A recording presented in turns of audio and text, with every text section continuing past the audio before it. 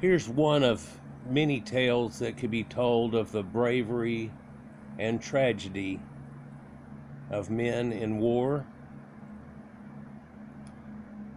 Starting in this story here, I want to preface this with the idea that if you are squeamish in any way, or do not want to hear something that upsets you, I'd like for you to click off the video now.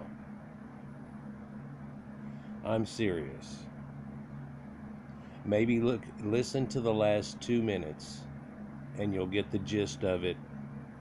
Read down in the comments and see if you even want to hear about this. For this is something that was not well known. Extremely well hidden. We'll get into it. Starts off around about June of 1944, and we were in the throes of war. We're battling on two actually different fronts, simultaneously protecting ourselves from a sneak attack from the Japanese and aiding the Allies in the European battles that brought an end to World War II. What we're looking at here in a picture, which I'm just going to stay on, I had first thought about trying to show you pictures of the individuals, but I don't think I can really do that. Thought about showing some pictures of wartime fighting and things, and it might be best just to look at it well after the fact and what this lagoon looks like now on a sleepy day on a Thursday, rather than what it looked like in June through September of 1944. This is a small island called Chichijima. It's about 500 miles south of Japan, about 150 miles north of the famous island of Iwo Jima that you may have heard war stories about. It's a very important strategic point for the war effort of the Japanese and their Pacific theater in World War II. It had two massive radio towers used to make connections to their fleet and at a distance possible through a relay set, which in turn became a capture point for the U.S. They had a radio tower broadcasting out through the Iwo Jima and the Battle of Midway in the Pacific, but also another one that was relaying back to them in the mainlands. And seeing this, it was quite the thing if we could take it out. It needed to be done. A land assault was deemed a suicide mission for thousands of U.S. troops, and so really wasn't in the cards, but bombing runs were preferred. The island was heavily fortified with some 25,000 troops and lots of anti-aircraft munitions. A group of American aircraft carriers were sent for this purpose of taking it out.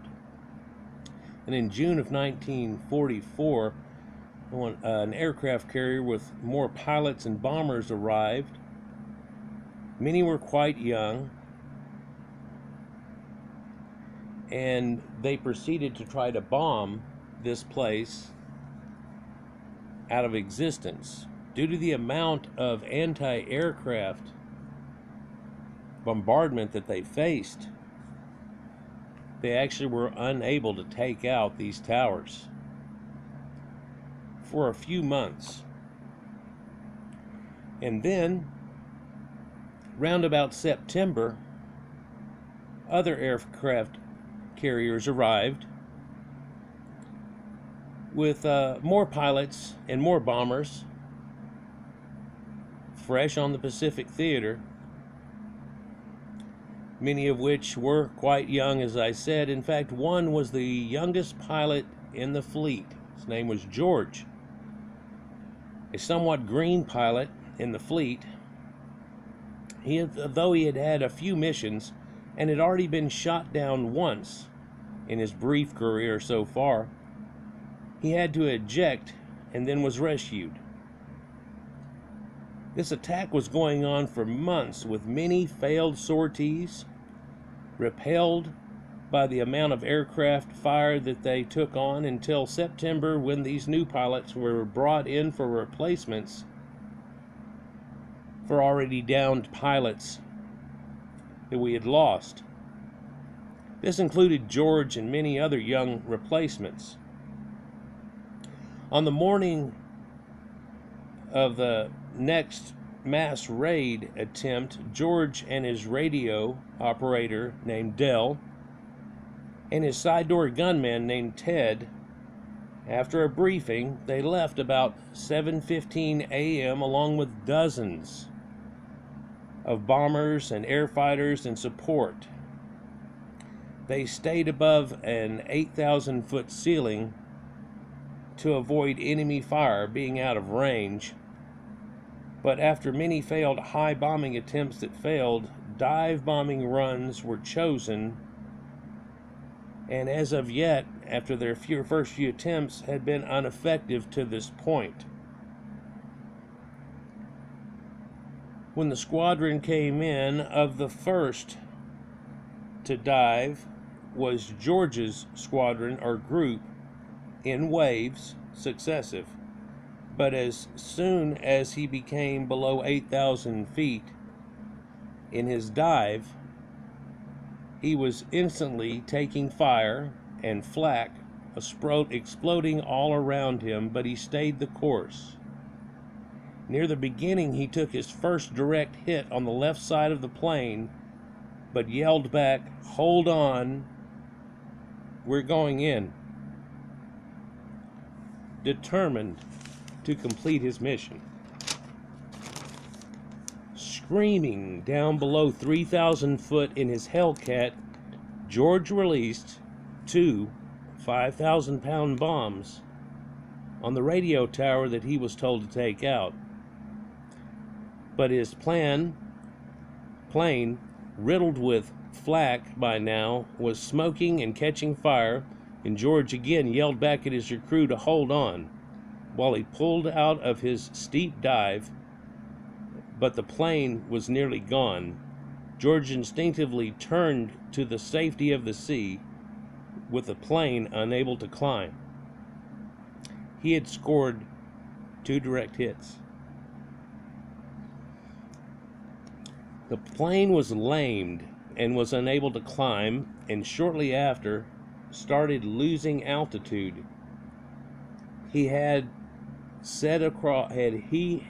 head out across the bay on fire, with his crew frantically calling to eject, and he said no. Hold on. And he planed out, holding the nose up to acquire as much distance as possible. You see, one thing that he learned after being down before was to get as far away from the enemy as you can before you jump out and parachute down, because you'll be captured. And so, screaming across the bay, they can already see parachutes from already stricken aircraft coming down. But George held it together as long as he could, and while just over 100 feet above the water, he finally called out and bailed out, hitting his head on the way out, nearly knocking him unconscious.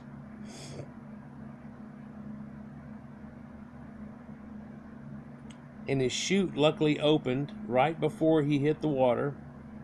Coming up, he was under and trapped in his parachute, and he had to fight for air. Then unclip his chute and come up from up under his parachute, and swim out just in time to see his now unmanned plane crashing into the sea just past them, instantly calling out for Dell and Ted, his crew, and looking around, he saw nothing till he wheeled around behind him, and a life raft right there, presumably dropped by Dell or Ted just 10 yards away from him. Getting into the raft, he stood up, looking around for the nearby parachutes, but there was nothing to see nearby. But he could see Japanese ships as he looked back at the mainland, and patrol ships, and they were headed his way. Looking around frantically, he had no paddle. So he went to the other side of the boat, or the far side of the raft, and began paddling and frantically by his hands. And he began paddling and yelling for his crewmates, whom he did not know now were already dead.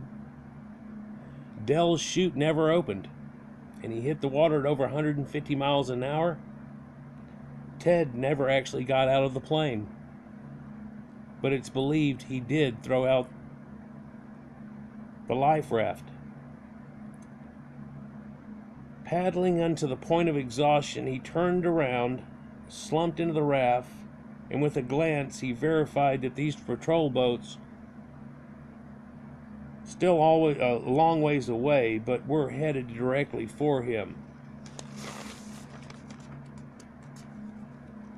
He couldn't help but blame himself and second-guessing his decision to try to get so far away and then wait so late to eject. Something that would haunt him for a long time.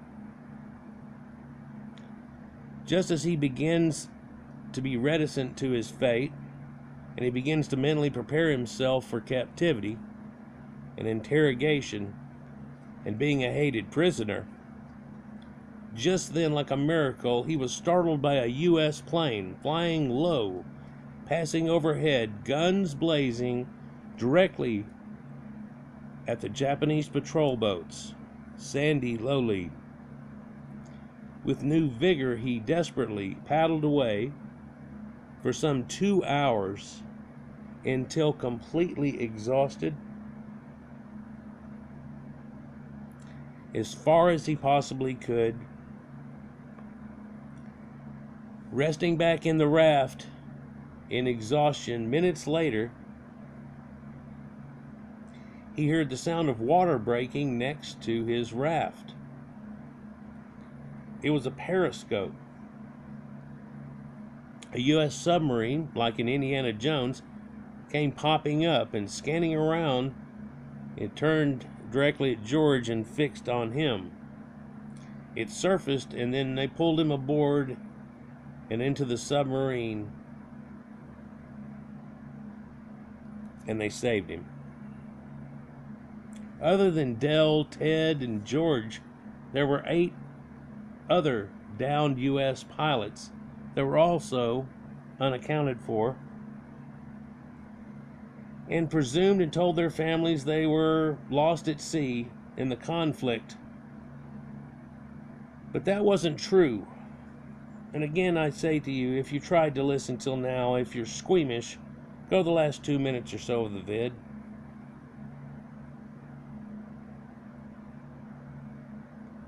Though this was the official report that they gave, the truth was found out and kept from the families of the airmen and everyone involved. They thought it would be too dramatic, so they were classified as top secret. No one was able to know.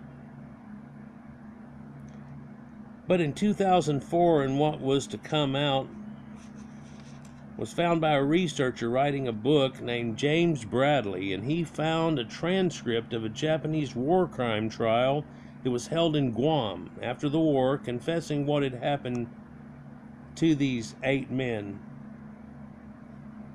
If you've stayed until now, stay. There's a good twist at the ending, people.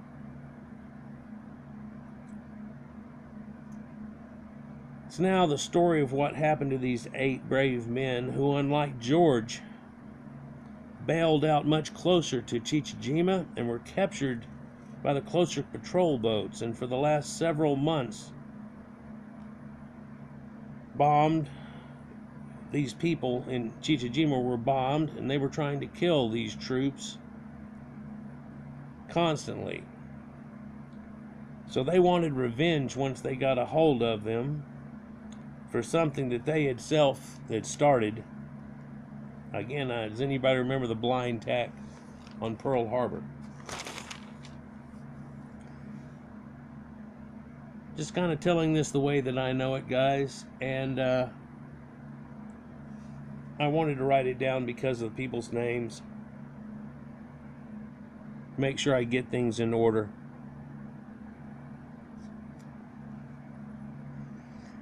Within 24 hours, the men were surrounded and rounded up in a group, and one was chosen. His name was Merv Marcon. He was 19, from Long Beach, California.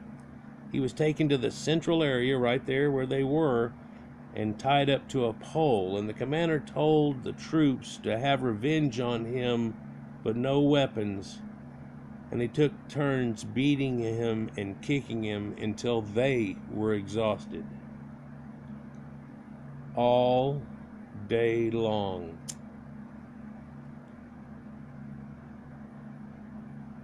With the other 7 still watching. Near nightfall, they took him down and led him to a grave that had been being dug in front of everybody, in front of all of them, and forced to kneel with a Japanese soldier with a sword standing there.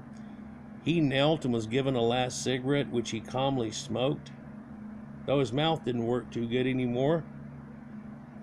After, he was blindfolded and told to lean over and look down and preen his neck, which he did, and immediately he was beheaded and buried. Stay with me.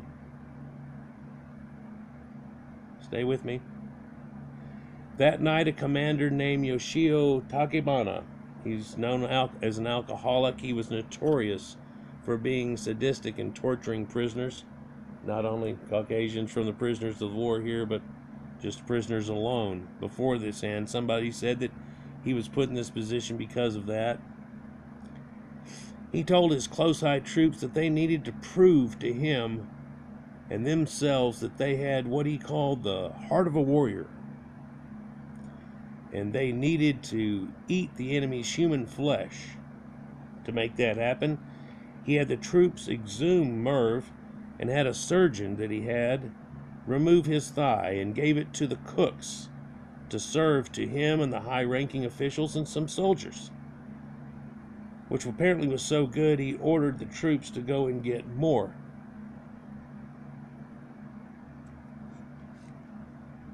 After a few weeks later, he planned a festival for the troops, and due to his superstitions, he had said they would be stronger and near invincible and healthy if they ate human flesh. So now he took the 7 that were left to a rifle range, and they took along a surgeon. Out of the group, once they got there, they grabbed 25-year-old Lloyd Hall from Missouri, and they tied him to a pole, and they had the troops practice their bayonet prowess on him, stabbing him approximately 60 times before he wilted, and they waited for him to die, where then the surgeon came over and removed organs like the liver and gallbladder and put it on butchering paper and handed it to a chef, and then went back over to the sidelines and waited patiently to wait. Apparently this is a big feast. So another out of the group was chosen. As Lloyd was taken down for butchering, they grabbed of the remaining 6 Earl Vaughn from Texas, who was, I think, 21 at the time, who fought back, writhed back and forth with them, told them to cut his throat, and kept making gestures to his neck and holding his neck out. Didn't want to go through all of that. Instead of being bayonet practice. After being unable to tie him up, he was knocked down and then beheaded. Stay with me. Yelling Semper Fi, he was beheaded in front of the 5 men. He was butchered and put into cellophane paper, given to the cooks. That night, the high-ups and soldiers feasted on Lloyd and Earl. Let me cut to the chase on this, people, down here. Of the 5 left, at least 2 were consumed, and at least 1 was not executed prior to consummation.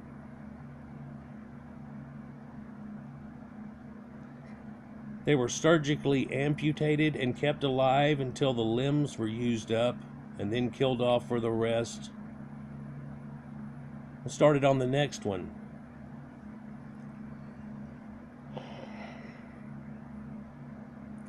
After the war, 34 of the commanders and troops were made to stand at a wartime trial in Guam, where this story was told and kept. All were found guilty and were hanged and buried in unmarked graves. The others, thousands involved, were tried and convicted and only spent 8 years in prison.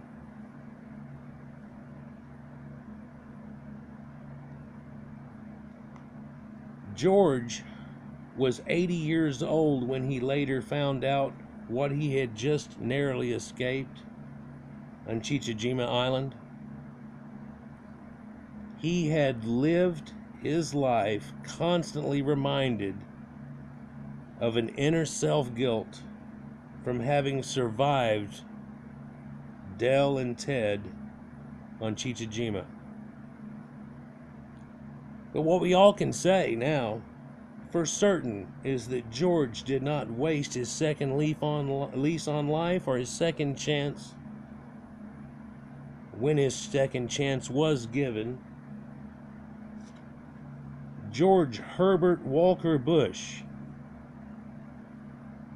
became the head of the CIA and eventually the 41st president of these United States.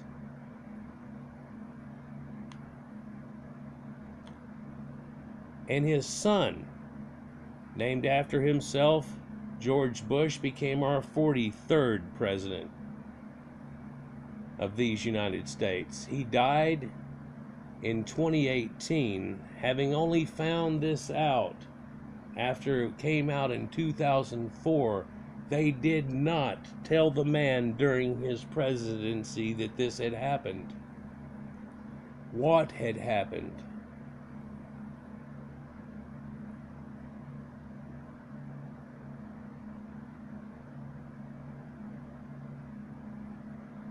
Neither of which of these presidents would have been here if he hadn't tried to get just so far away before ejecting.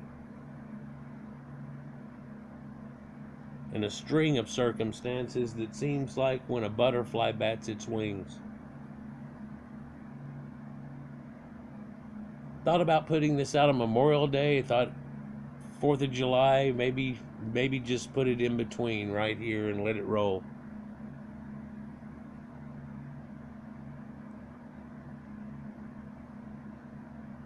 Peace.